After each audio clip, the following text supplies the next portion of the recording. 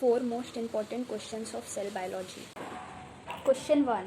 This is statement type question. Here we have to properly read and understand the both statement. First statement is cell is structural unit of all living organisms.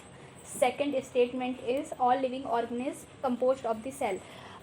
First statement is correct and second is also correct. Let's see the options. First option is both are true statement and statement 2 is correct explanation of statement 1. Yes, this is the right answer. Okay. Question 2, which is similar in prokaryotic cell and eukaryotic cells are given below. First option is ribosome, second is mitochondria, third is nucleus, fourth is chloroplast.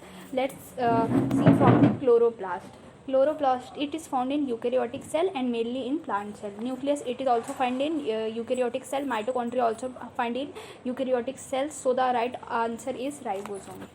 Question 3.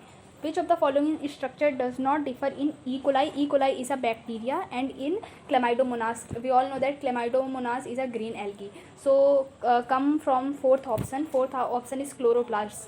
So it is present in plant cell. So E. coli is bacteria. This is not going to be answer.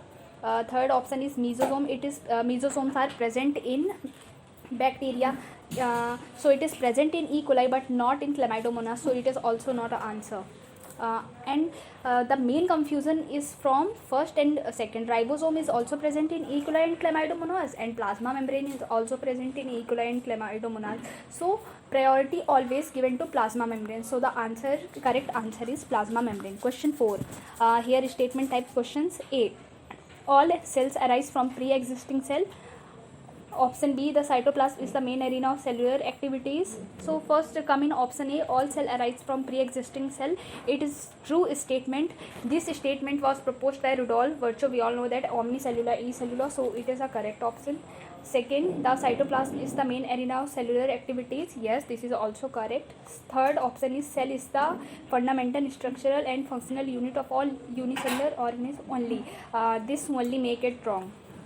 So the statement C is not correct, incorrect statement.